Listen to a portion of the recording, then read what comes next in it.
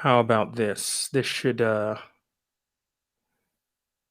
still nothing. Let me know.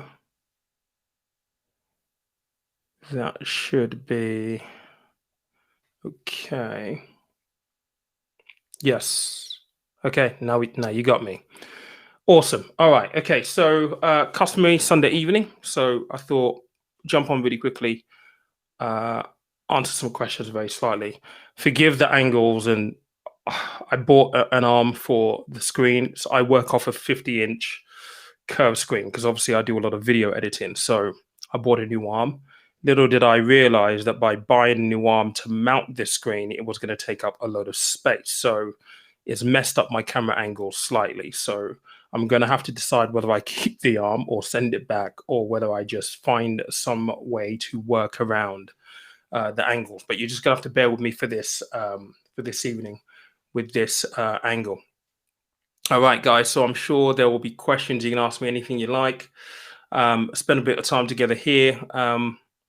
Yes, look, this week has been interesting with Evergrande out in China. They did miss their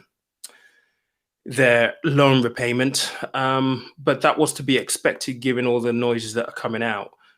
They are diversified quite heavily in China. They just don't do real estate. They own one of the biggest football teams out there at the moment. They own theme parks, hotels, all kinds of things. But the bulk of their business really is in the real estate side of things.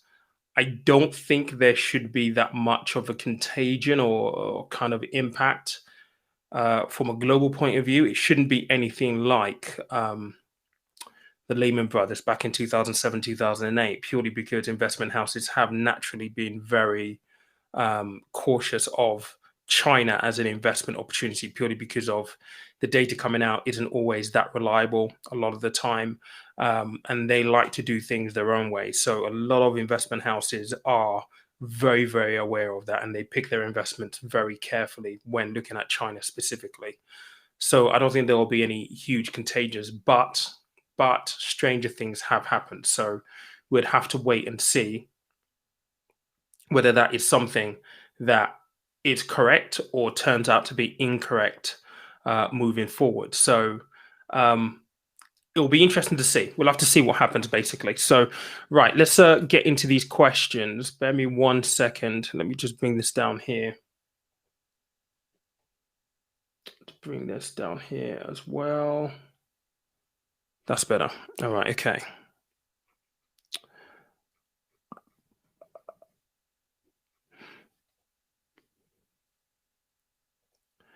Right, let's have a look at this one. Have you heard of Hillian Holdings? Pre-revenue company, however, has huge potential as a disruptive innovator using RNP for power trucks, given that hydrogen is still far away. If it is a brand new company, I've not heard of them. I wouldn't necessarily touch brand new companies myself. That's not my flavor of how I invest. If they're new companies, yes, you've got massive upside. But I would prefer to have a little bit of track record before allocating any of my cash. I've not heard of these guys, but if they're in this industry of hydrogen, trying to bring alternative forms of transportation other than EV, there is a long way to go, and especially if they're trying to develop something new, then it has to be proven and tested. So I personally wouldn't be touching that company. I mean, but that doesn't mean that you shouldn't. By all means, make sure that you are comfortable with what they're doing with companies like that. And like I said, I don't know them, but so I'm making this assumption. You probably can't ascertain any value in the business if they're not already making money or selling a product, which makes it, how do you know? You're taking a huge leap of faith. Now, you could get it right like Tesla, but the difference with the likes of Tesla is Tesla had Elon Musk. So Elon had a track record of PayPal and a few other businesses before Tesla that imbued confidence in his ability to do something that was disruptive and get it to this stage. That's where, when you're doing research for this kind of company, the management team and the people behind it are extremely important. They're going to be a really, really big factor. So I've not heard of them. That is all assumptions based on the way this question was phrased. Has huge potential, disruptive innovator. I'm guessing they're going to be new. I wouldn't put any money into those personally until I've seen maybe 3, 4, maybe 5 years of the direction of the business and a little bit of research about the senior membership team. But that doesn't mean that you shouldn't.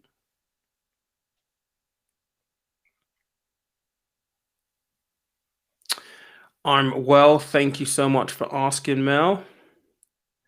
Hope you're well as well. Let's have a look at this. So, any ideas that can take advantage of countries running of petrol, diesel, or spiking gas prices through the roof? It's not a supply issue, really. To be fair, it's it's delivery issues. So it's not like there's a shortage of oil or diesel being or petrol being produced. No, we don't have the facility to get it to the pumps. So it's not a problem, in my opinion, that is going to spike prices unless for some reason, the likes of the petrol station decide, oh, this might be an opportunist time to increase prices for no reason. It's not a supply issue.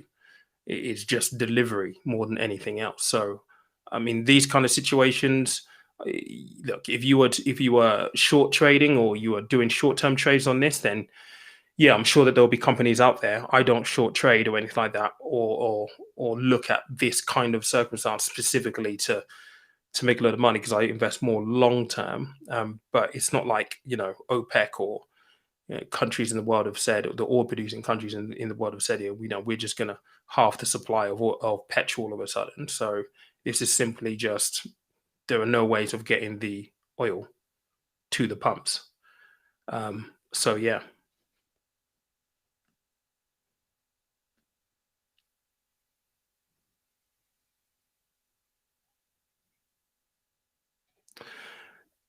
So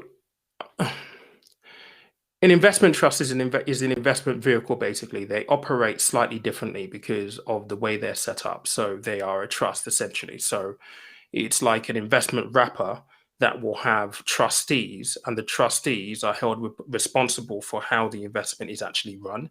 I think if you're just starting out investing, it's really, really important not to kind of like, you know, if you're just starting out, there are so many vehicles that you could use, that you could invest in, because there are so many investment options. I think if you're just starting out, it's really important to start with something very simple, very basic. Index funds, ETFs for most beginners will be more than enough and give you more than enough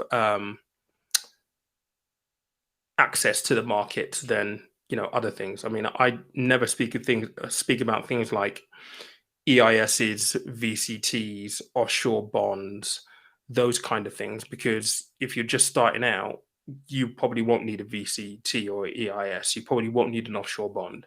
You probably won't need a QROPS. You won't need any of those things. If you're just starting out, for most investors, index funds, ETFs are the right place to go. But an investment trust essentially is, picture it almost like it's a collective investment, but because it's a trust, the trustees will basically have a mandate for the investment managers that they employ, and the investment managers will be held accountable to the parameters and the obligations, the things that the trustees want them to achieve, which means that if an investment manager doesn't perform as well, the trustees, really, it's within their responsibilities as the trustees of that investment trust to basically get rid of the investment manager. Now, many people will think that's a good thing. Some people will think it's a negative thing, because what could happen is if the choice for the investment manager isn't right in the first instance, then you could potentially have, subsequent decisions where they could get it wrong, or they change investment managers just because they feel as though they didn't meet the mandate, when there could be really good reasons for it. So it swings around about. There are pros and cons to all of this stuff. But I think for most first-time investors, ETFs, index funds are a good place to start. Yeah, you can use investment trusts, but try not to look at too many things and try and bamboozle or confuse yourself, because that's often what happens a lot of the time. There is so much information out there that if you focus on way too much, it's like you can't see the wood through the you can't see the wood through the trees. So just be careful of that.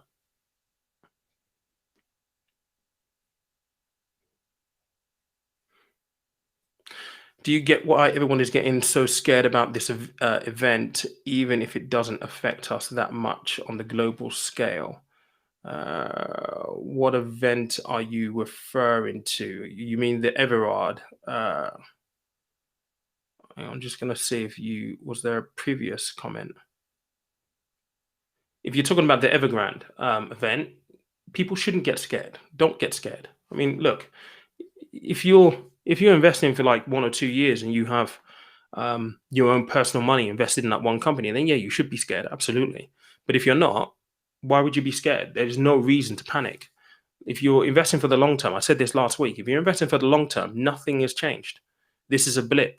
These things happen ever so often in the markets. They will always happen. There is no way that you're going to navigate investing ever that to the point that you're going to be able to negate a company going bankrupt or a company falling on hard times.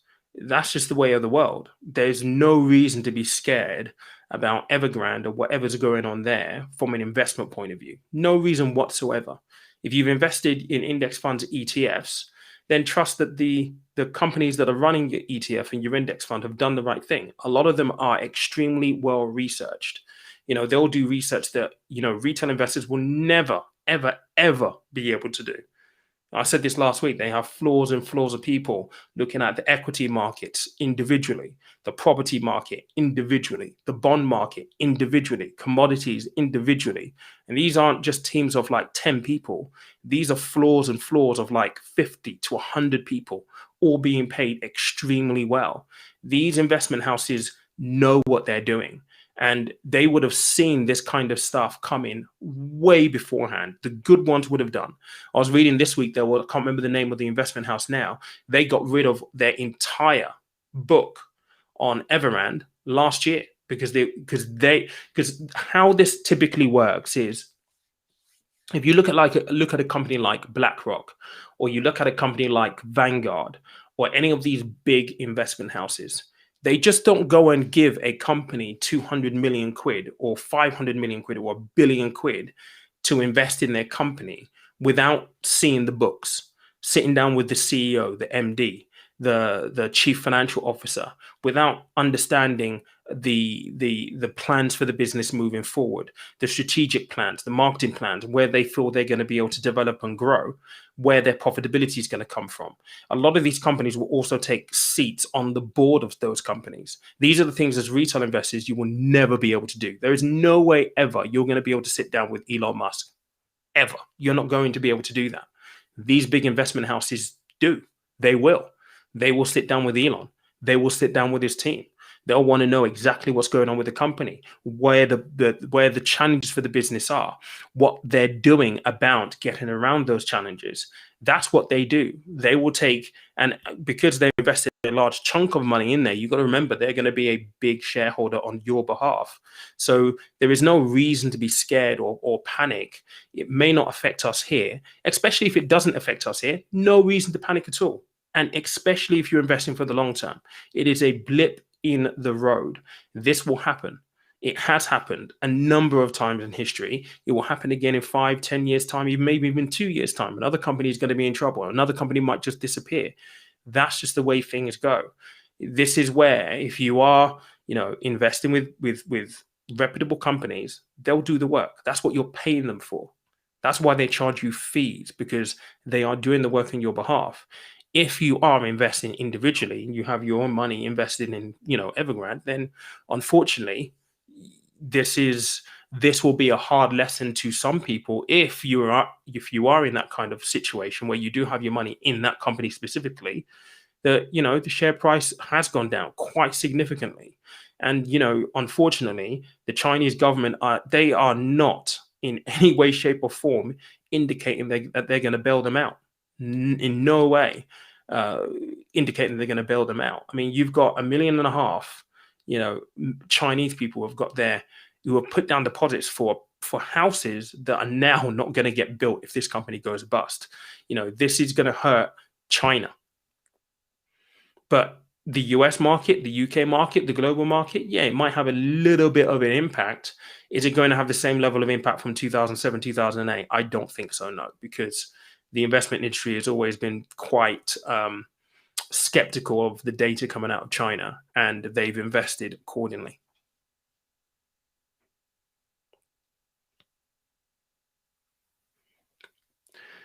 Good question. I'm not reading any books at the moment. If anyone does have any good books that they think are worthwhile, then do by all means put them my way.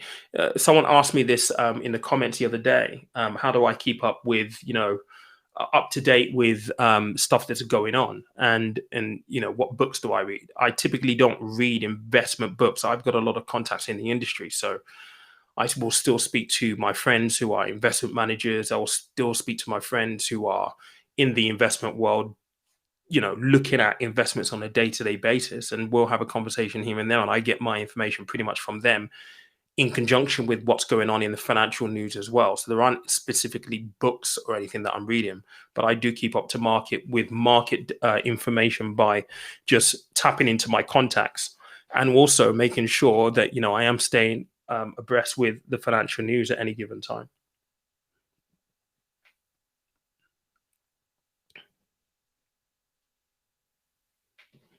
Yeah, not scared, but it's a volatile and unplanned for event. It affects companies in unexpected ways. It does, yes. The thing is, this is what, people like my channel would have been saying this entire time. Even when things were going up last year, markets are volatile. Markets are volatile. You know, 1 minute you're up, 1 minute you're down. 1 minute you're up significantly, the next minute you're down significantly. These are all things that you have to be able to take on board and accept as part of the investment journey overall. And this is where, I spoke a little bit about some very basic investment principles last week. This is where you really have to backtrack and go back to the basics of risk management. So, where are you? What are your goals? How long are you investing for? And what risk are you willing and able to take? I know it sounds boring. I know it does. It sounds boring. It's not sexy because it's not talking about you can make this much money in the next 6 months. But this is really fundamental, important stuff.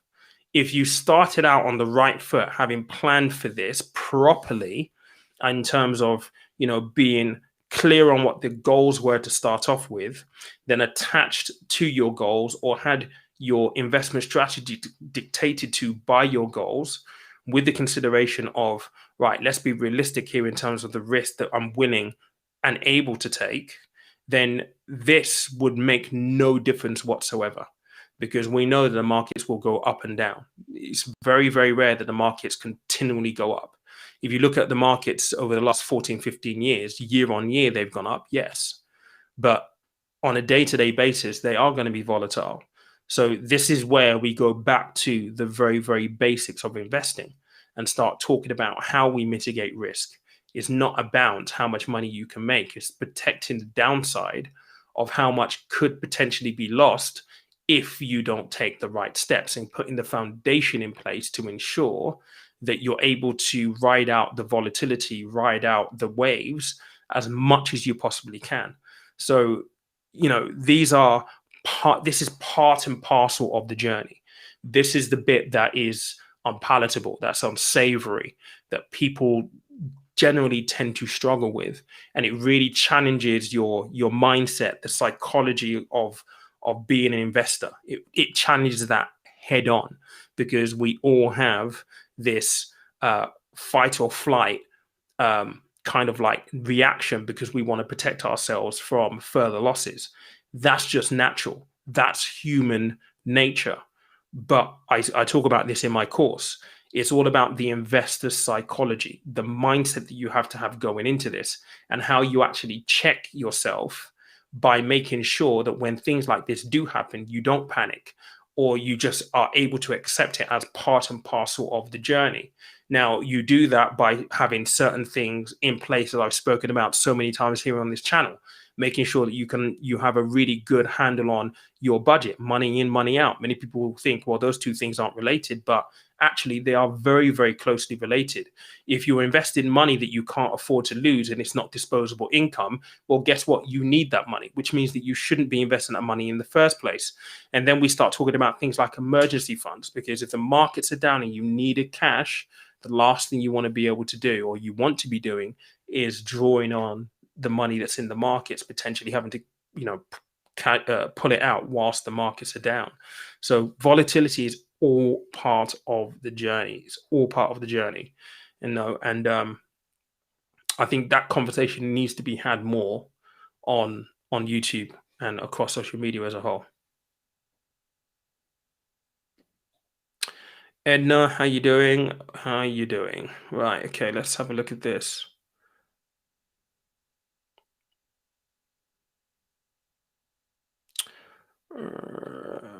Edna, I wanted to ask about lifetime ISAs first time buyers. Any suggestions? The lifetime ISAs work exactly the same regardless of who you actually use. So the only thing you need to decide on is you need to decide on the provider essentially that you're going to use.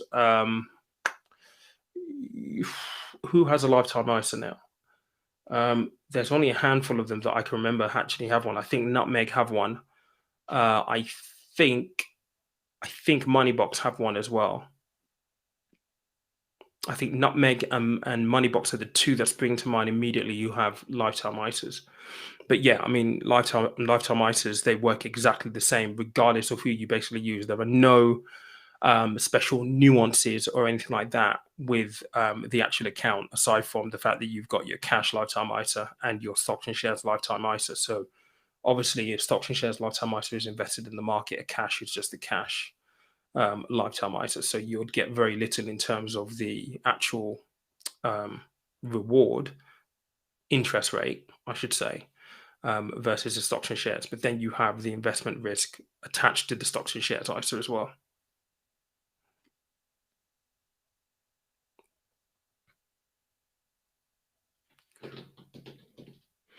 What are your views on using high street banks investment services opposed to companies like Nutmeg, Invest Engine, etc.? Been looking at NatWest offering, which comes with a £50 sign-up cashback reward.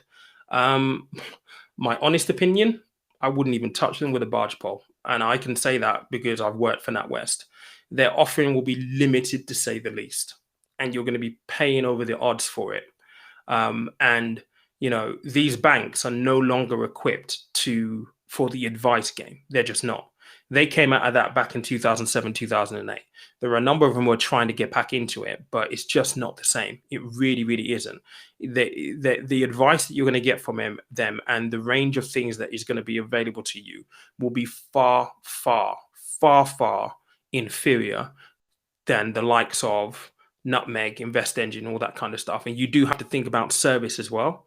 The banks these days are not good on service. That's just reality. That's just fact, mate. I mean, if you need to speak to someone, what you're going to do? Go into a branch? You're not going to go into a branch, which means telephones. And, the thing with these old banks is they have old archaic systems. So if they do have an app, I would just put their app against one of the new providers like Nutmeg or Invest Engine and just see whether it actually stacks up in terms of functionalities. I'll be very, very surprised if it does. I just think that the banks, as they currently are, they're too old and they're too rigid. And this is the challenge that they have, keeping up with the new investment challenges that are coming to the market, like Nutmeg, like Invest Engine, like Moneybox, like Plum, like all these other investment companies. Yes, you can talk about, size is a big, big bonus for them in terms of financial strength, massively. But yeah, I worked for NatWest for a number of years, and I just know, just from being there, they're nowhere near ready on the advice side of things. A lot of the advisors that used to work for the bank are now independent advisors or restricted advisors who left the banks to go set up on their own or to go work for advisory networks like Open Work or Sesame or Simply Biz or Benchmark, because the banks just aren't equipped for it. So that doesn't mean that you shouldn't use them. I'm just saying, you've asked my views. Those are my views on old banks. I would much rather use any of the new challenger banks. I don't even have my own personal accounts with any of the old banks. Bearing in mind, I used to work for NatWest for years. I bank with Starling now, and they're just so much easier to deal with, and the technology is there as well, and the service is just they're just better positioned for the way technology and people bank and what people's needs are these days than the old style banks. They just are, in my opinion.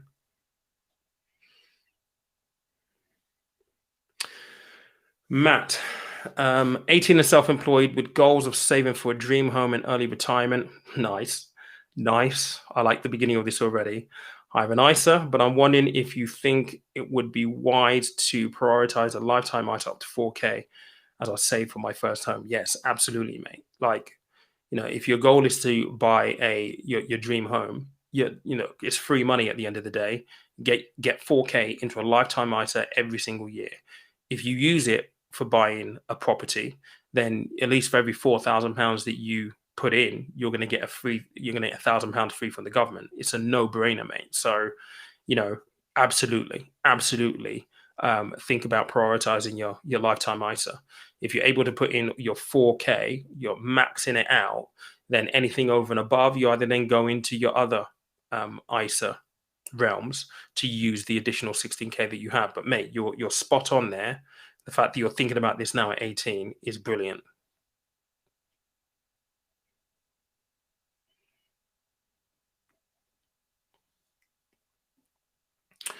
Moneybox, Nutmeg, and similar platform licenses. I mean, they're all very, very good. I think the main thing you need to just be mindful of is service, maybe just how easy is it to use them. But then again, I mean, I have used Moneybox. They're very, very good. I have had a look at. I haven't used Nutmeg, but I do, because I did a review on them. I did have a look at the platform quite closely when I did the review last year. They are also very, very good. So it's just service, and I would play around with maybe the interface, get like the app. Like the Moneybox app is so intuitive, it's just ridiculous. Nutmeg, pretty much exactly the same, but it's going to be down to your preference and whether you like one app over the other, or you prefer what one does over the other. For example, with Moneybox, the whole roundup thing is fantastic. It's great, particularly if you're trying to maximize the amount of money you can generate into things like a lifetime ISA. If you're rounding up your transactions to the nearest pound every single time, all of a sudden that stacks up to quite a lot of money that you would have missed otherwise. So it's functions like that I think are really, really good with the likes of Moneybox, essentially.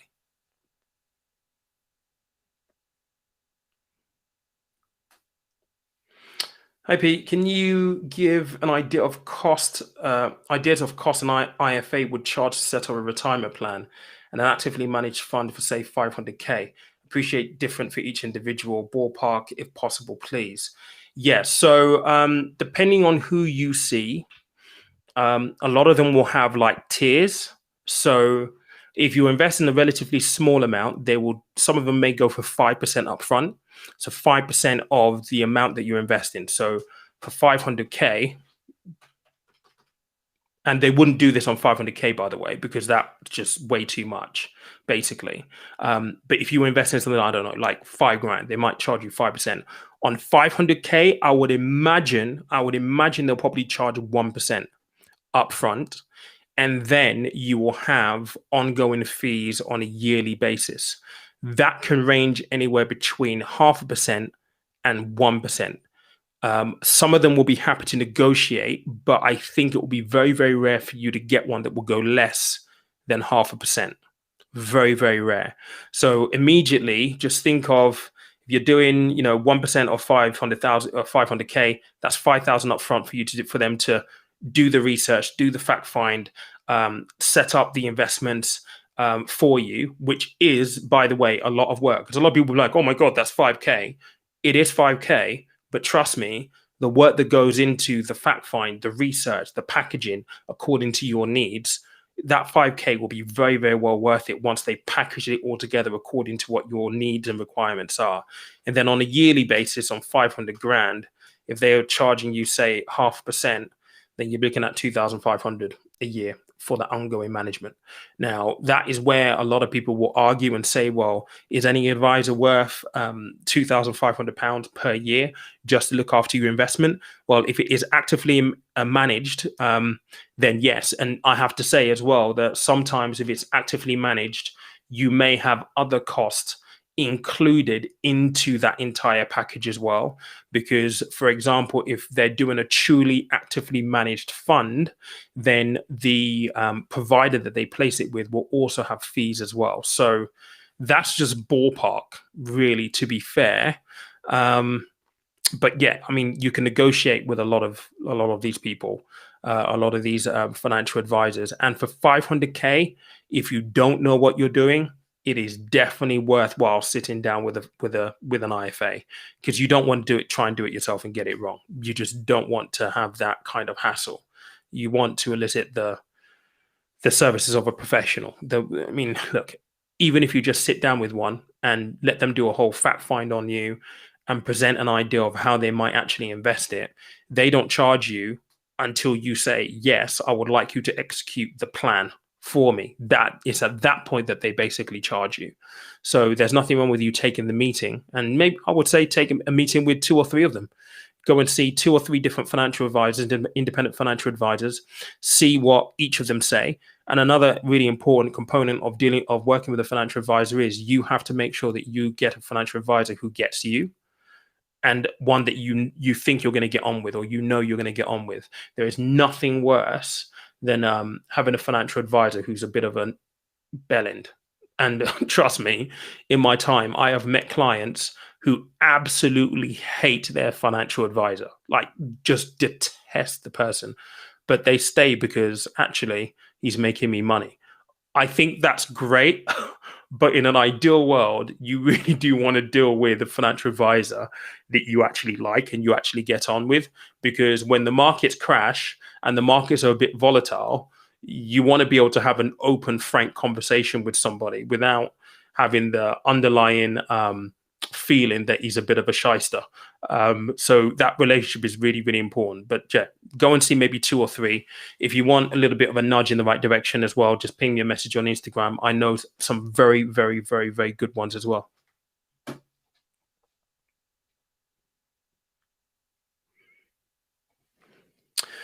I've just skipped a ton. Let me just go back up here.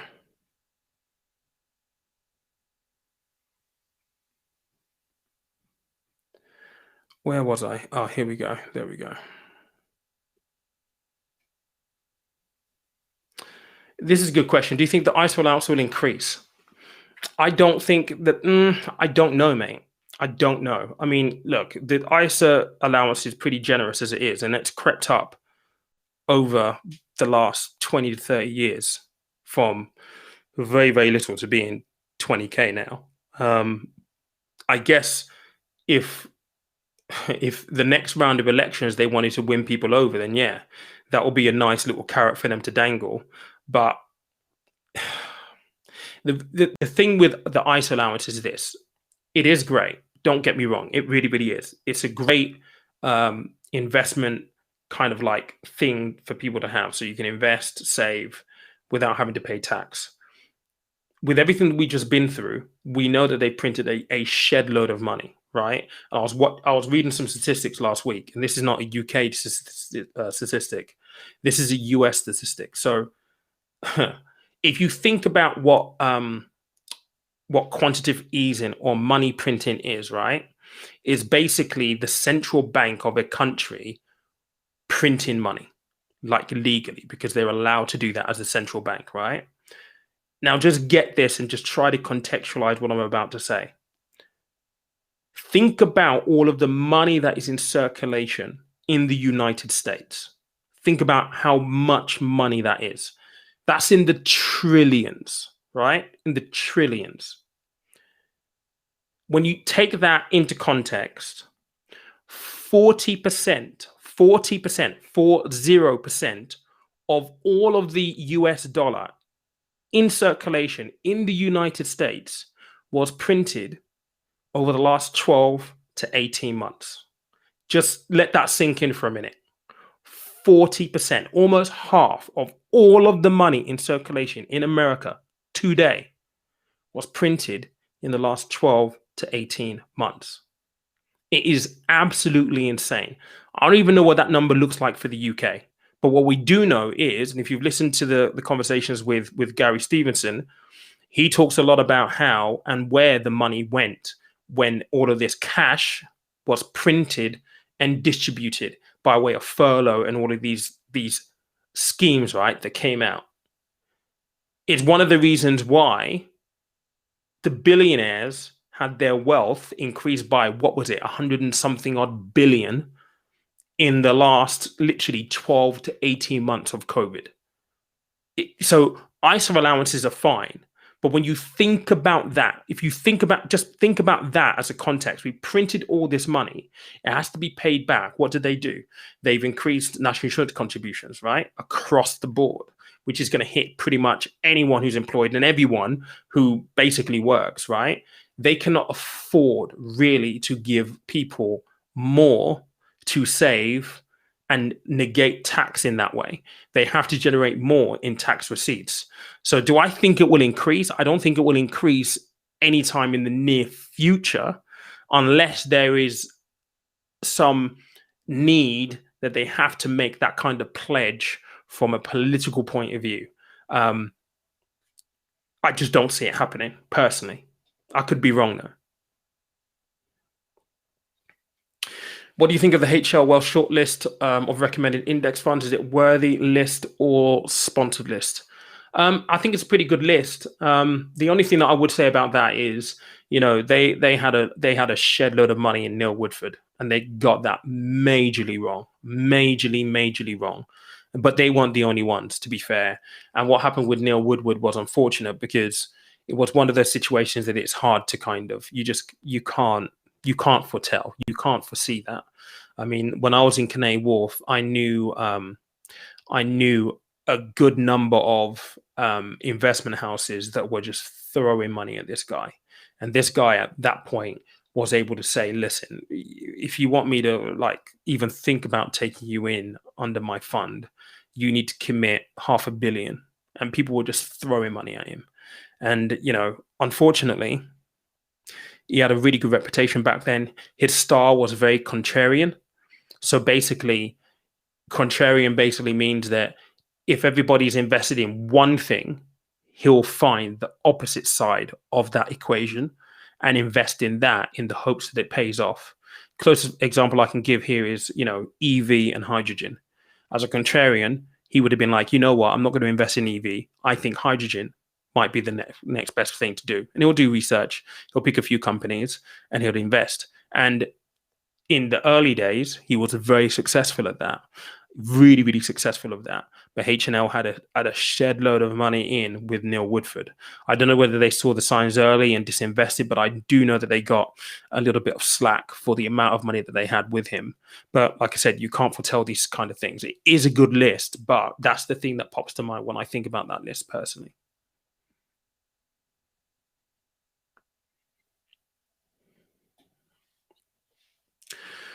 I want to save/invest in my kids' future. Any recommendations for this that doesn't involve them taking control when they're 18, i.e. junior ISA?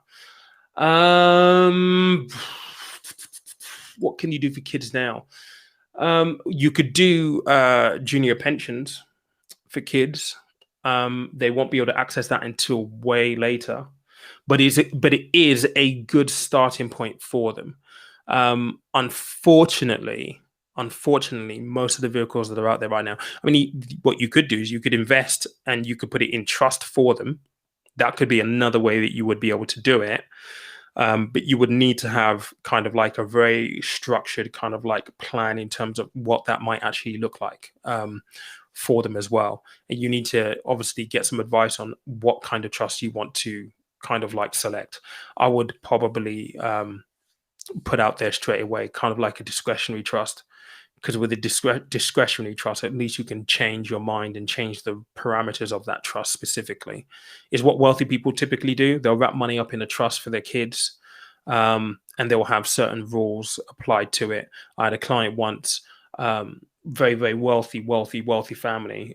This is wealth that's passed down from a legacy business that they built, and it's just run through the family all the way through.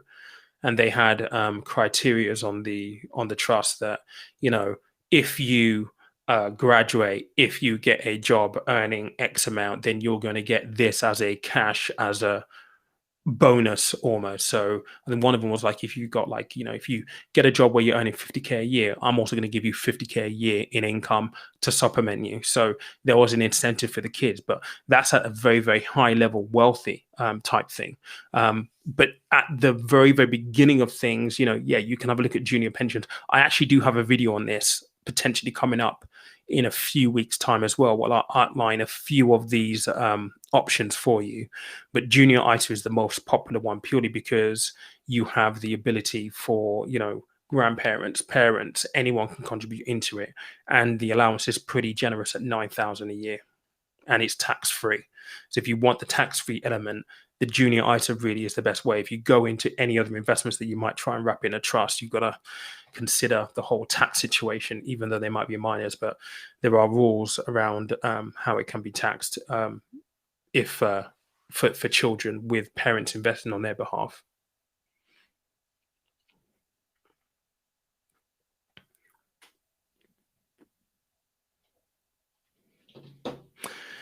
Yeah, buying the dip on all positions that went down thanks to this event. Yes, yeah. I mean, look, buying the dip is always a good thing.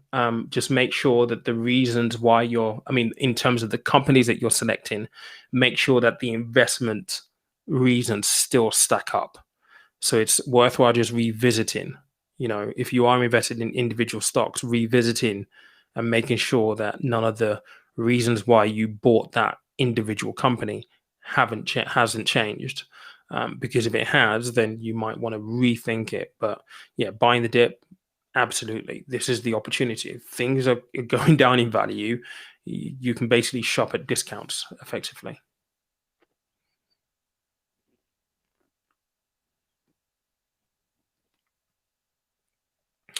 Our investment our active investment management platforms like Money Farm and Nutmeg, good alternatives to investment portfolio diversification. It's not the same thing. What they do is not the same thing. They will do the diversification for you because they are effectively investment managers. So they will do all of the portfolio diversification for you. It's not an alternative. It's just a different way of investing. With active management, you have a team of people looking after your investment. So, for example, I've got some money with Money Farm, and where is it at the moment? Where is it? There we go. So, Money Farm, I am up 9.53% at this point in time, which, like I said, I think I mentioned this last week. They rebalanced the portfolio, I think, about 4 months ago when things were a bit volatile, a bit wobbly. They actually rebalanced my portfolio then, and it's still up 9.53%. So, right now, as investment managers, what they'll be doing is they'll be looking and seeking out opportunities where, right? So, where do they feel, based on everything that's happening right now, the portfolio should be positioned in terms of where the money is and opportunities that might be coming up for my portfolio to benefit as much as possible. So active management is an investment style. The diversification comes within that investment style. So if you're the kind of person where you might be worried about, you know, monitoring it yourself, reviewing it on your own, and you don't mind paying the extra fee for the service, then active management could definitely be an option for you. But it doesn't. Active management and that diversification, that it comes as a package.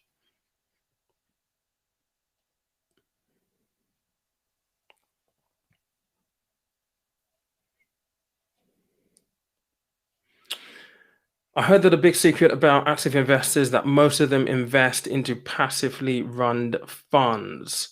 Uh, some of them might, some of them might not. I don't think there's a consensus to say that all of them do. It's very much about their individual approach. What's right for one person isn't going to be right for the other. And sometimes it really depends on where you're coming from, though, because I think ultimately, like I know when I was working for a DFM, we would have wealthy clients who would basically come in and they wanted active management because they're like, hang on a second, I knew there was a guy who had £1 million in his pension, and it was like, I'm still a few years out from retirement. I've got this pot of money. I want to have part of it going steady Eddie, so went into a passive. But he goes, I want a part of this seeking out the best opportunities possible, and that's active management. And he goes, the objective for this money is to basically double, and he wanted the investment, the DFM, to basically pick the best opportunities out on the market. He had a few ideas around industries and the kind of companies that he was looking at, and the DFM basically just said, okay, we'll go and research these and we'll come back with a few ideas. It really depends on where you're coming from. It isn't one size fits all. One set of people should definitely do this and another people should definitely do that. It really depends on your personal preferences. There are a lot of professionals in the industry that I know that definitely invest passively. Absolutely.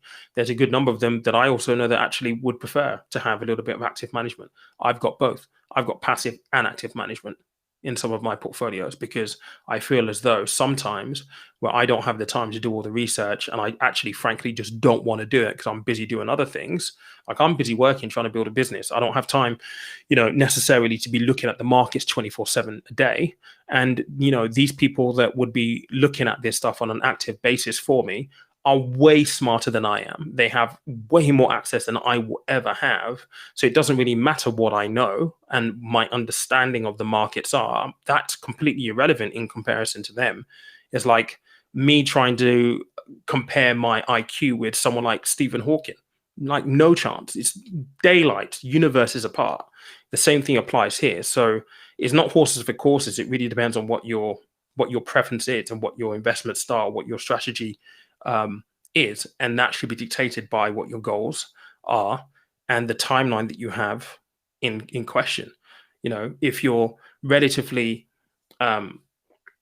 short term in terms of your active management, in terms of your investment strategy, and you had a significant amount of money, like this this client I just mentioned there, he wanted to basically make sure that he could utilize that money and seek out the best opportunities possible.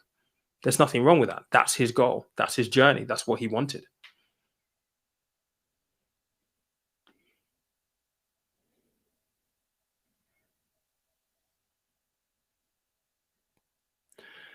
Do these platforms do LISAs? I was thinking of doing these active management investment plus LISA with one platform. What are your thoughts on this?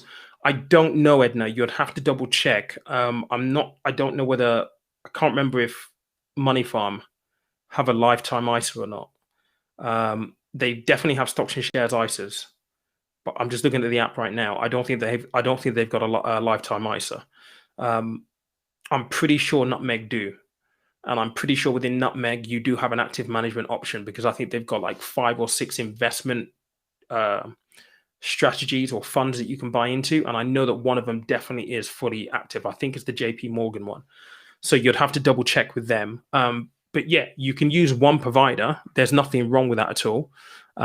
Just again, make sure that when you're looking through the provider, you're paying attention to obviously the fees because the fees are going to be important. You want to make sure that obviously if you're going to be paying them a little bit extra, they are going to be obviously doing the work. And then look at some of the past performance. Yes, it's no indication to how they might perform in the future, but it will give you an idea of what their track record has actually been so that you can kind of gauge an expectancy almost, if that makes any sense. And you can't nail that on, but it gives you something to gauge it by. All right, cool. There are 69 of you. There's only 13 likes, guys. Let's get that up to 30 if we can, please. Let's have a look. What have we got here?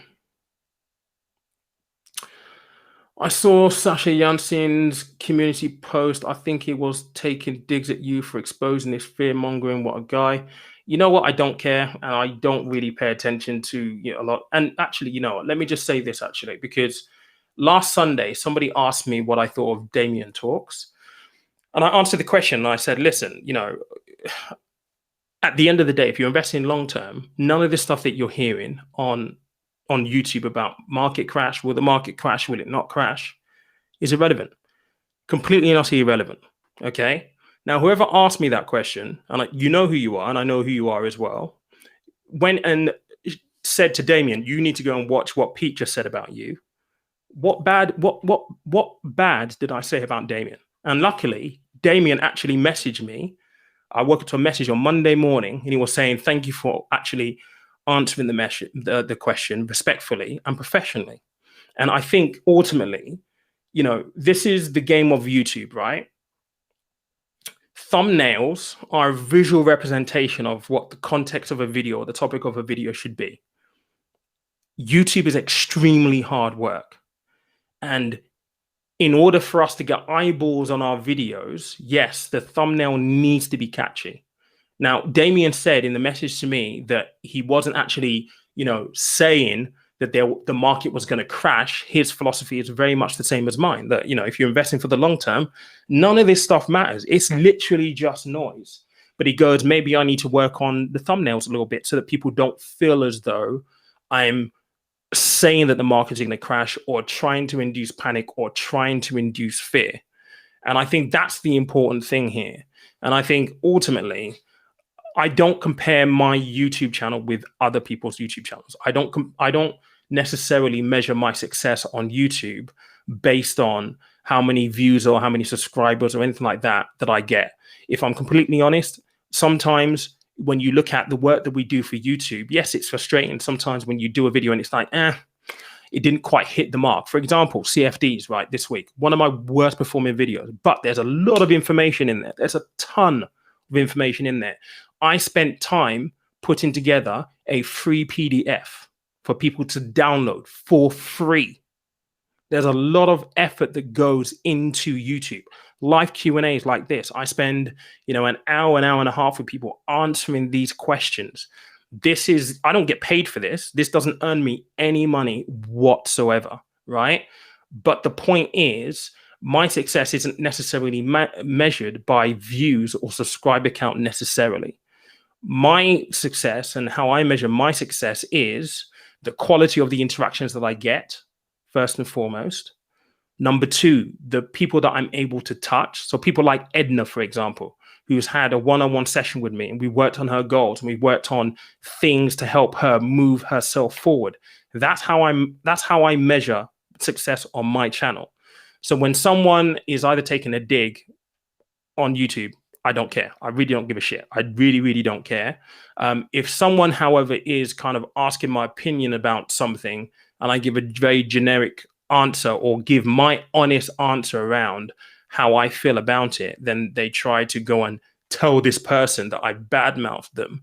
That I think is a little distasteful. That I think, actually, you know what are you doing? Like, seriously, you consume free content on YouTube and then you want to stick the oar in and just try and cause animosity between YouTubers. And like, Sasha's a great guy and everything like that, but I know that people have had run-ins with him, and he doesn't mind calling people out either, which is fine. If he wants to do that, that's completely fine. He's more than welcome to actually do that. But I definitely know that my strengths lie in a very specific set of skills. And that's what I'm trying to share with people. His videos do very, very well for a different kind of person. My videos do well for a different kind of person. And I think the beauty of YouTube is that everyone who watches my channel probably watches his channel, probably watches Damien's channel, probably watches Anna, probably watches Mama Furfur, Jen, probably watches a number of other YouTubers that I could mention as well. And the beauty of that is all of us are saying and coming from this from a very different point of view. Your job as viewers is to take what you're hearing on my channel and all these other channels and basically try to interpret it and incorporate it into your own investment strategy. I have no skin in the game whatsoever for any other YouTubers or pretty much any of you who are watching this. I'm not investing your money for you. Pretty much, I'm not. And I invest my money a certain way. Yes, I try to share what I do and share what I know and my style of investing. You're never going to see the full picture because my journey is my journey. Your journey is yours. That's just the way things are. But if someone's taking a dig at people and all that kind of stuff, like I knew doing that video where I talked about, don't let YouTubers panic you into a market, into fears about a market crash. I knew it wasn't going to go down well. I knew people were going to get their backs up. I knew people were going to give me abuse in the comment section like they did. And it's like, if you're watching a free video on YouTube and you're getting offended by the stuff that you're watching for free on YouTube, then you've got problems. You've got serious, serious problems, because it takes me for 2 videos that I post a week, probably takes me 3 days, maybe 4 days a week to produce those 2 videos. That's on top of everything else that I do. It's a massive, massive, massive undertaking. And if you then want to take that and, Damien, guess what Pete said about you, or, I just don't get it. It's social media at the end of the day. And I understand that, everyone has an opinion these days, and which is fine. I've got an opinion, but you seriously need to think about, like, if you're watching something for free on YouTube, like, what gives you the license to give anybody abuse for spending their time creating videos that ultimately are aimed to help people? That kind of stuff, I don't get it. But I've not seen Sasha's post. I don't really care, if I'm completely honest.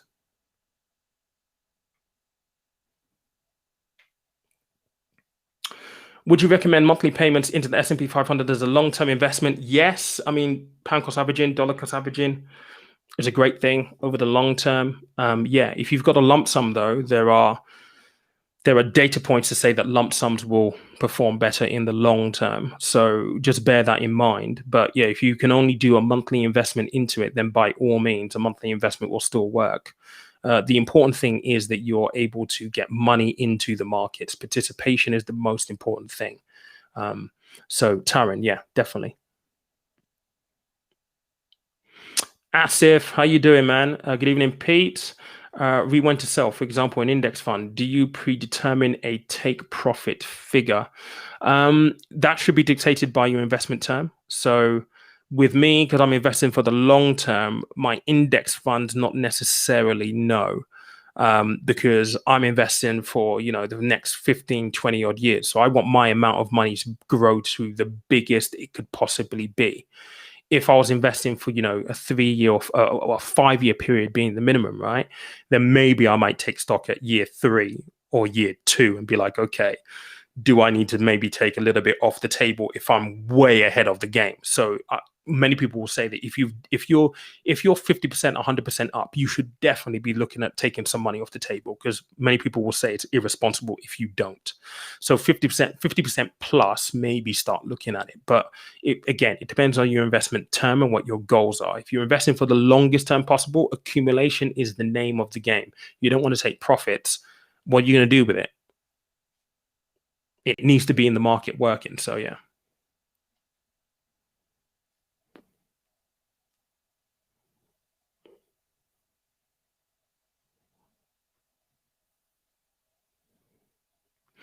What do I think about Seeders crowdfunding?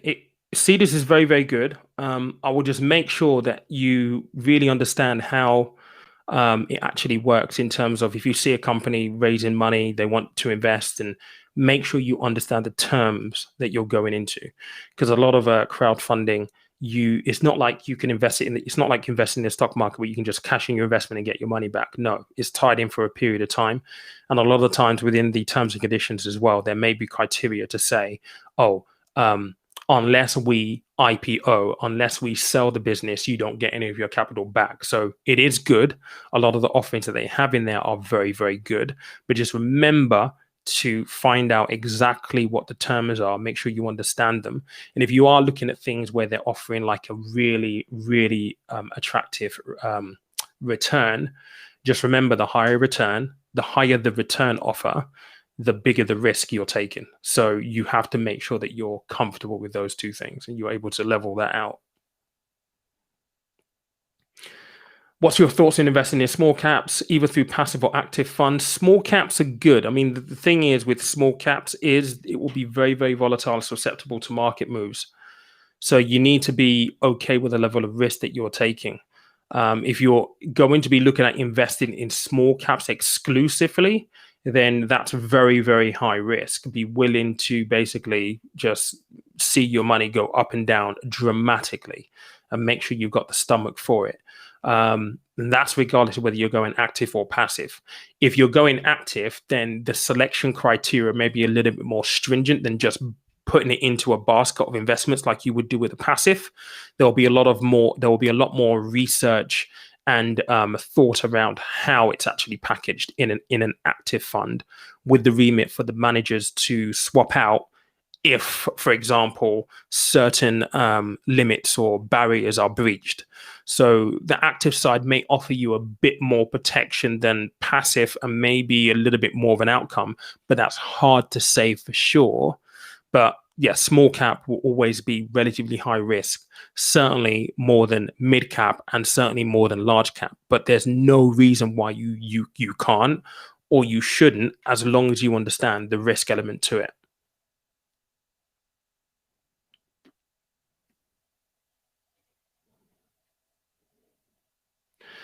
Is the tax rate on income withdrawn from a SIP 25% if that individual is over the lifetime allowance, or is it higher?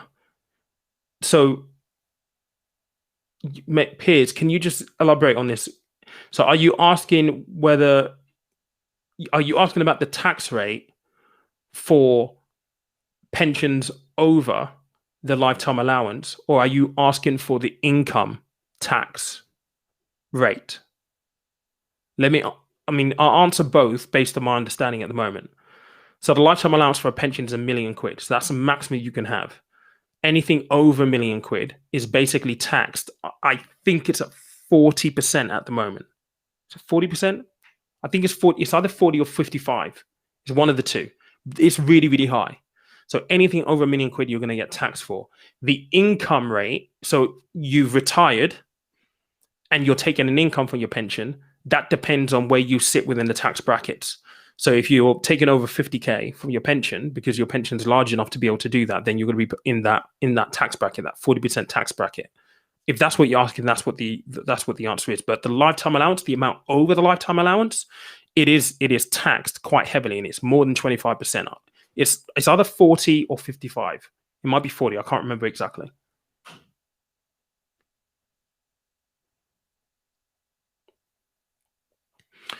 I've opened a stocks and shares ISA this year with Vanguard. Is there a way I can invest in individual stocks through another platform, or do I need to wait for the new tax year?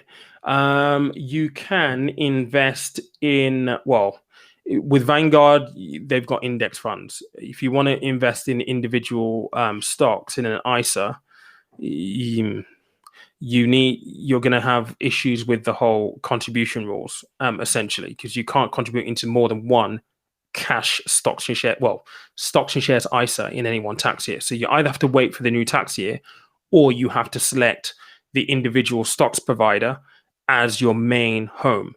Now, Vanguard don't offer you the ability to invest in individual stocks. If you had your stocks and shares ISA with Hargreaves Lansdown, for example, you could have, for example, the S&P 500 ETF in a stocks and shares ISA and also invest in individual stocks, because Hargreaves Lansdown offer individual stocks.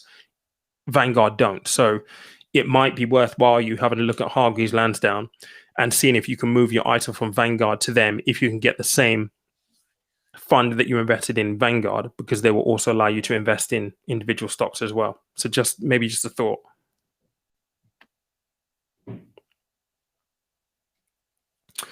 Why does every financial advisor recommend diversifying? Just wanted to find out the point of view. It's because you don't want to put all of your eggs in one basket, right? So what's the point in investing in 2 or 3 companies and having all your money in 2 or 3 companies? You're going to be heavily reliant on those 2 to 3 companies doing really, really well.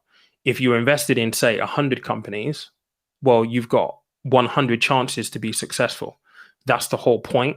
Investing isn't about gambling, right? If you have your money in 3 companies, you're taking a bet on 3 companies.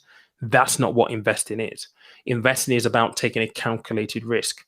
So you take a calculated risk based on the ability for you to be able to spread that risk across as many options as possible. So if you have 100 companies, let's just say 20 of them fail, 80 of them succeed, you're going to do well. That's very, very different than if you had 3 companies.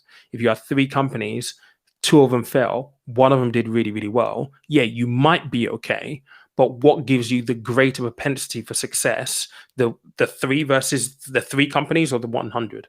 And that's why they talk about diversification. It's not just about, having your egg spread across as many things as possible, but it's also from an investment point of view, understanding that the investment market is not just about one country or one sector. It's about multiple economic regions, geographical regions, and it's about having multiple strands of companies, mid cap, small cap, large cap.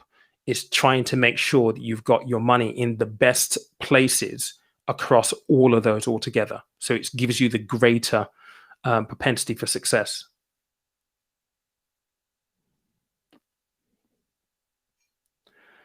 Cheers, Sean. Appreciate that, mate. Thank you. Very, very good very, very good question. Some of them hated their financial advisor because they thought their financial advisor was arrogant. And that is probably a reputation that financial advisors have that to a certain extent is very well deserved, because financial advisors sometimes were very, very unapproachable and were perceived to be this kind of like, well, you don't have to worry, very patronizing.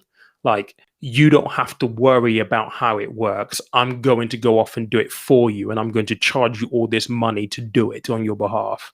That's kind of the reputation that a lot of financial advisors had a few years back. And I think some of them still have that now, which is why I rather coach people so that they can understand, right, as a financial advisor, what are the things that go through my head when you talk to me about your goal and you talk about your investment strategy and what you want to achieve? As a financial advisor, there'll be things that I think about that go into the research and what I then come to you with. By me coaching and explaining and trying to coach people on what I think and what a financial advisor would be thinking about, hopefully that gives you an insight so that you can start thinking that way as well, and then be able to say, okay, well, if this is true, what are the avenues that I can take to ensure that I get myself positioned properly? But yeah, a lot of them hated financial advisors, their financial advisors, because they just felt that they were really, really pompous, really unapproachable. And yeah, they just had like a stick up their asses.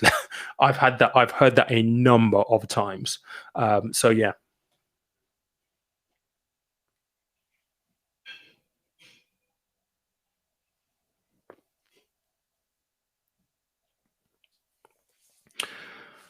Any recommendations on the best private pensions to get into?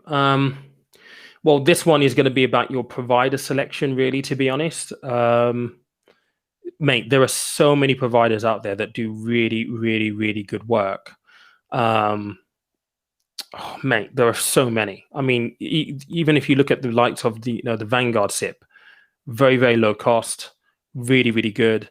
You've got Pensionbee in there as well, really, really, really good. I mean, the stuff that they're doing with like trying to push the investment industry forward in terms of thinking differently from an ESG, ethical investing type point of view. I mean, they're one of the first pension providers ever to have a fully ethically invested fund. They went out and actually they got L&G to build one on their behalf because their customers were telling them that they wanted their money to be invested more responsibly. So they're one of the first providers to do that. There are so many out there, mate. It will just be a case of, maybe doing a short list. I can definitely tell you, if you want just some to just go check out, definitely go check out Pensionbee. They're very, very good. I've got part of my money with them. Vanguard is a good one because they'll be low cost. Moneybox also have like SIPs. Most of the providers, I mean, Money Farm have one as well. Again, that's actively managed.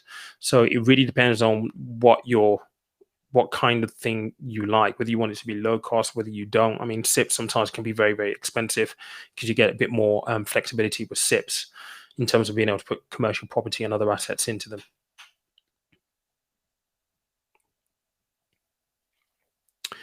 Best ISA platform right now.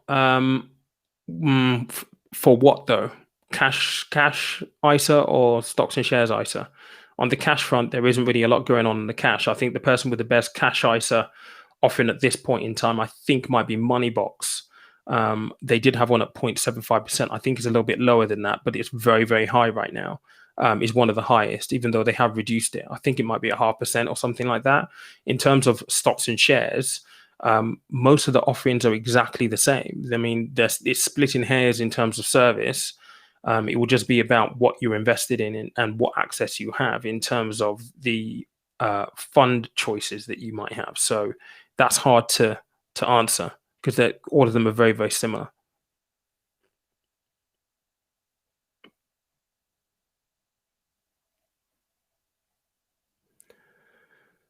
Do you know any good tax advisors for small businesses looking at VAT advice? Yeah, I've got my accountant who's very, very good, Matt. If you message me on IG, I can put you in touch with him.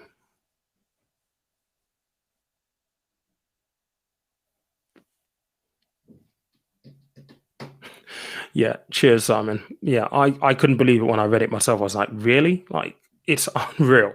It just goes to show, like, last year, there were unprecedented measures pulled to keep economies afloat. And at some point, it's going to be called in at some point. How, though? Who knows?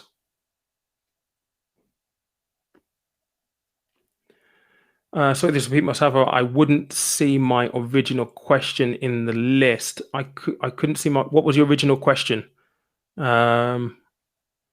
Type your original question again.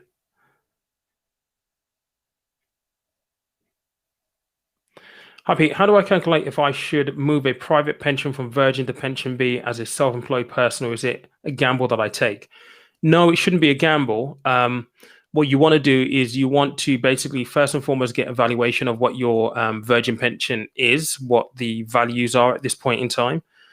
And then you probably want to have a look at what you are invested in with Virgin.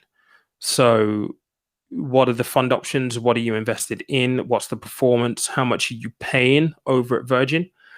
And then I would look at the same information for Pensionbee. So the fund options, the costs, the performance, at least you can do a comparison over that same period of time. So if you're looking at, Pensionbee for the last 3 years, look at Virgin for the last 3 years. And again, past performance is not an indication of future performance, but it would tell you and give you a good picture of, right, if you had your money with Pensionbee over the last 3 years, would you have been better off? If the answer to that is yes, then that should give you a little bit of confidence to say, actually, you know what? Yeah, maybe it's a good move for me to make. But you need to see what the options are first and foremost, what you're invested in, and whether or not, if you're, what do you actually want to be invested in when you go to Pensionbee? If you're invested in, say, like a 60-40, yeah, pension will have an equivalent, but how close is it? So there are a number of things to think about there, but those are just a few things to have a look at. If you need help, I can guide a little bit during a coaching session, just to give you an idea of what you've got in the Virgin. Because if you're looking at the statement, it may be a little bit confusing. I can help you make sense of all of that, and also help you make sense of the Pensionbee plan as well, and do a side by side. So if you need coaching for that, we can do that.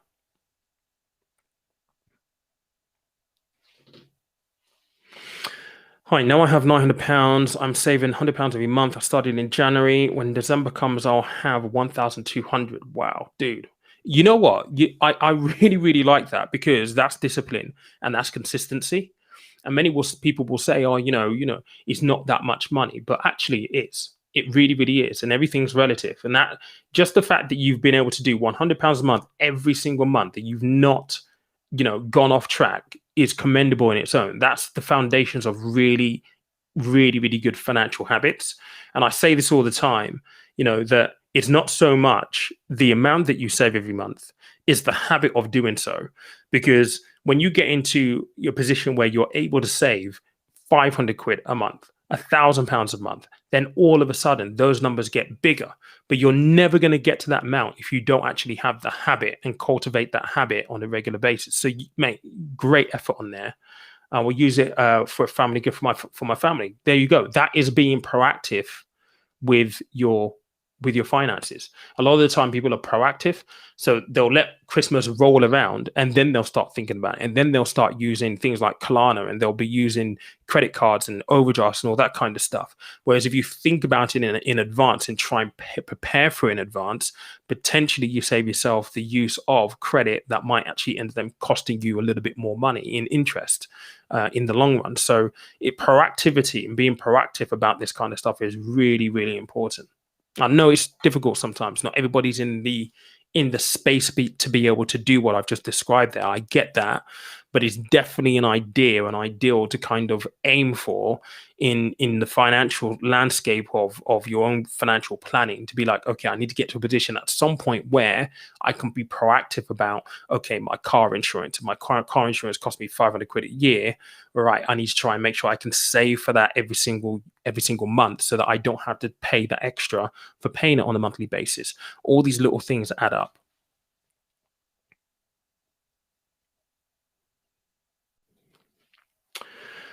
Hi Pete, can a limited company invest in housing stock, or is it only commercial properties that they can buy? Limited companies can do corporate investments. So you can, as a limited company, invest in do a corporate investment, which could be like a stocks and shares, investment bonds, that kind of stuff. You can do that. You can only put commercial property into things like a SIP. So, for example, if you had a limited company and as the director, you had a SIP, you could put the commercial property, so the property where your business resides, your office, into your SIP. You could do that. There's nothing wrong with that at all. That's one of the benefits of a SIP. It allows you to put assets that don't necessarily belong in a pension within that pension wrapper.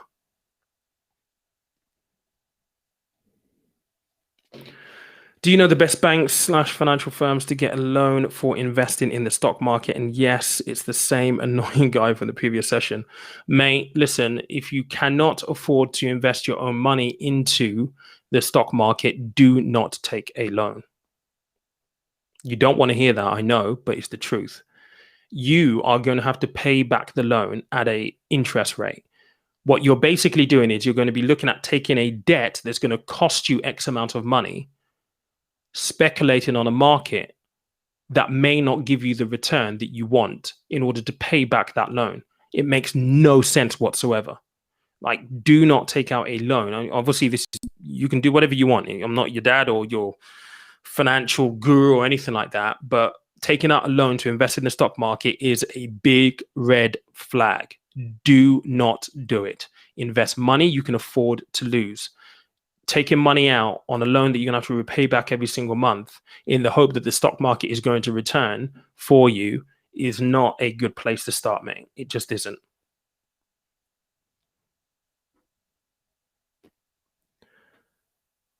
Have you heard of Use Attenback? They recently had a high interest fixed rate, 1.5%. Thoughts?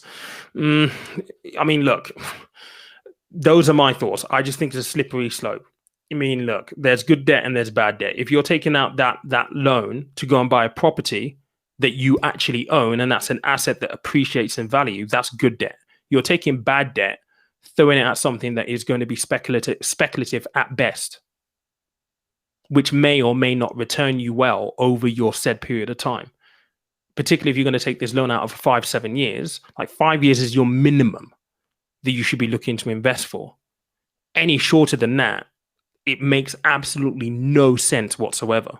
So, like I said, look, you can do what you want, but I just think it's not a great place to start. You should invest money that you can afford to lose. You can't afford to lose loan money that you need to pay back.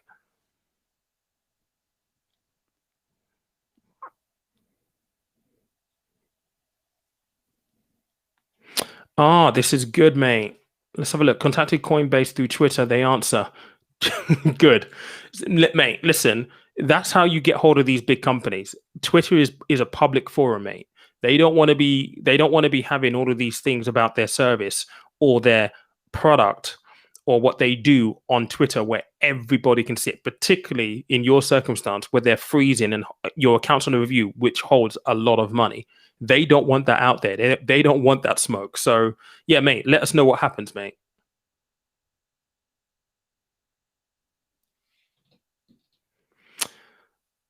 Hi Pete, I think you've touched on this before, but could you make a video or point me to some resources explaining core satellite investing approach? Cheers. Which video did I do it in? Mate, I've got so many videos now. Literally, I feel as though they've all just merged into one. I specifically speak about it in one of the videos that I did. I'm just gonna have a look the into my video library, see if I can actually spot it. But essentially, a core satellite approach is basically that's how I invest. So basically, I have the majority of my invested money in index funds, ETFs, passive and active. So I'm getting that whole content, that diversification within a good mix of companies across different areas of the world. So US, UK, Europe, Pacific, emerging markets. It's spread, and these investment houses have basically, I've trusted them to do the work in terms of how they package what I've invested in. Majority of my money, probably about 90% of my money, is in that strategy. That's where most of my money sits. I'm happy for it to sit there. Then that's the core. The satellite are individual stocks that I hold. So Tesla, Facebook, Disney. I've got Canopy Growth. I've got a ton of individual stocks. That holds the remaining 10% of what I have in investments in individual stocks, essentially. But the core, most of it is in index funds, ETFs, passive and active managed funds. Majority. That's a core satellite approach. So basically, it's having one approach for the majority of your money. And for you, it doesn't have to be 90%. It could be 70%. It could be 50%, whatever. But you have a good chunk of your money in this core element. Then you have your individual stocks around the periphery of it, giving you the satellites. That's how I explain it. But yeah, I can't remember which video is now. But I have spoken about it on one of these videos. I'm just, bear me 1 second. I'm just going to see if I can spot it.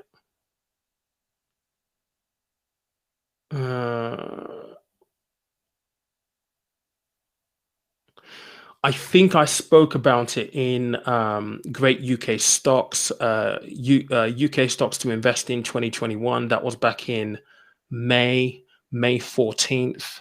I think I spoke about it on that one.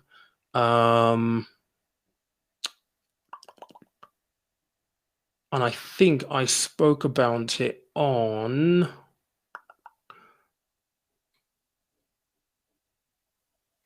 there is one more that I definitely mentioned it on.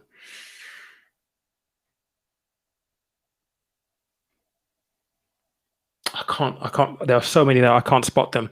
But try that one first, Cassie. The one I mentioned there before.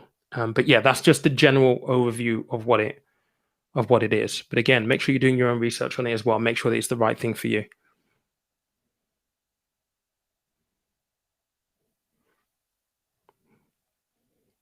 So you're saying specifically allocation. Well, look, my allocation won't necessarily be your allocation. So like I said, mine is 90% into the core. I've got 10% probably in 10% or thereabouts in individual stocks as over on my overall portfolio. But like I said, for you, it might be very, very different. You might want to be a little bit more adventurous than me.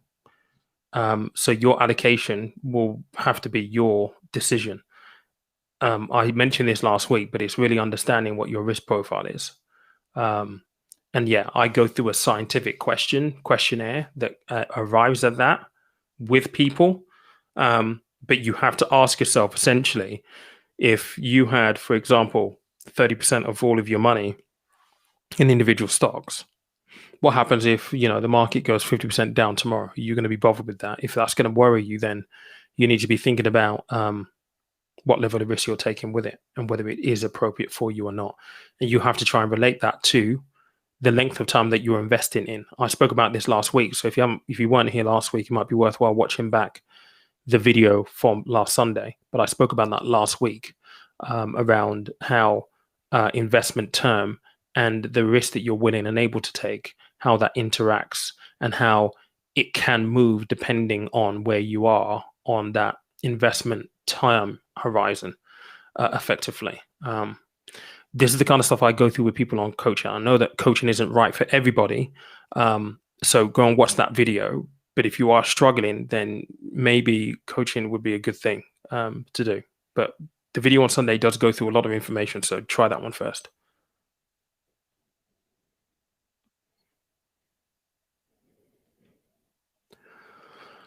What's your view on investing in emerging markets? Where are we? 131. Emerging markets via an index fund at the moment versus S&P 500 versus a global. Again, it's all about risk at the end of the day. If you're happy with the risk element, then by all means, go off and do that. Again, if you're using an index fund, you would trust that the people who have built the index fund are doing their due diligence on the companies that go into that index fund. The likes of Fidelity, Vanguard, BlackRock, iShares. They will do a lot of really thorough research. So there's nothing wrong with going for it, but you have to understand yourself what risk you are taking, and you have to be comfortable with that. And, I'm just going to throw this out there just as a thought.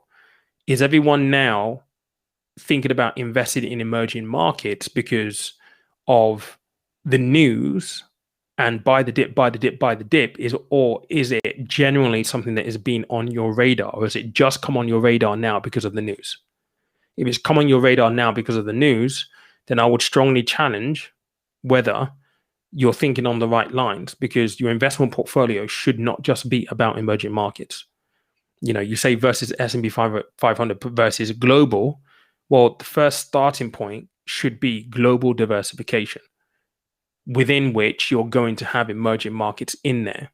So if you're trying to all of a sudden prioritize emerging markets over global investments, I would be asking why. Why is that?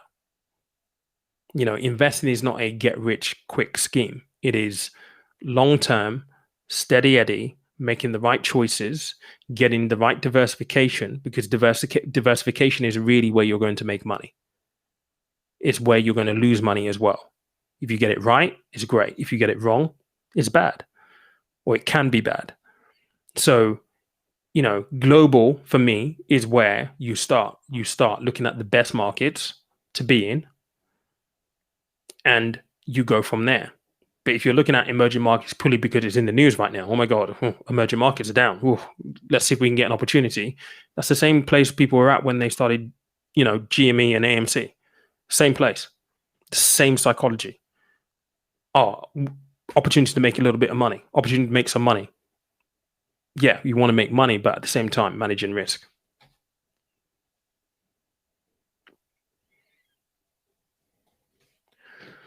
Referring to the income tax rate. Okay.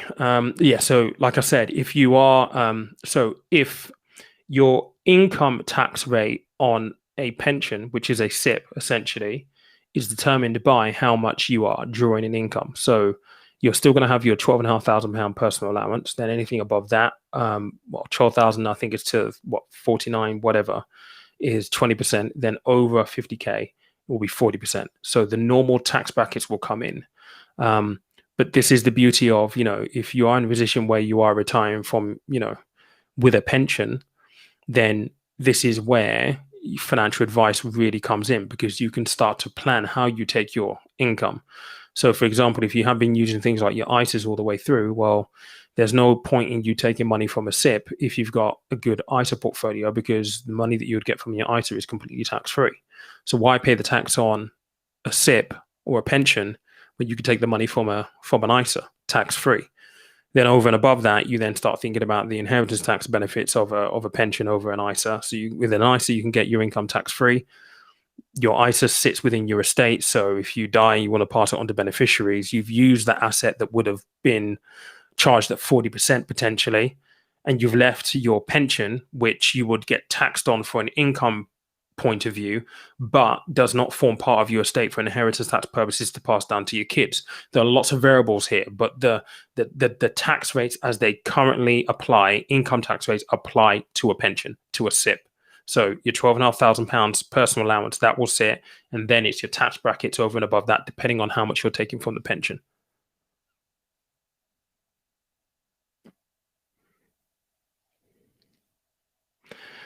Cheers, GT. Really do appreciate it.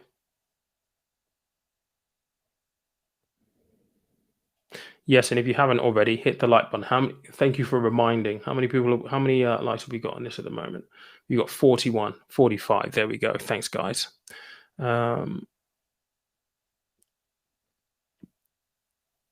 Cheers, guys. Appreciate it. So let's see if we got the last one. I'm just conscious of time. An hour 36. I've still got some work to do as well tonight.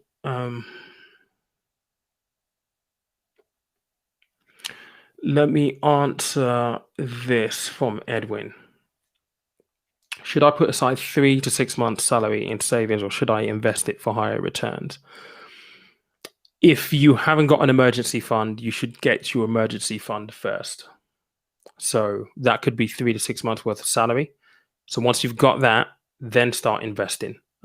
It's really important, mate. I know that it will sound boring what I'm about to say, but it is the truth. You know, you want to be investing money that really you don't need. And if your circumstances were to change, you don't want to be looking at, oh my God, I've got to cash in the investment and the markets happen to be down. If the markets are up, fantastic. But I have seen it where markets are down, people need money, they've got to cash in a loss. That's the last thing you want to do.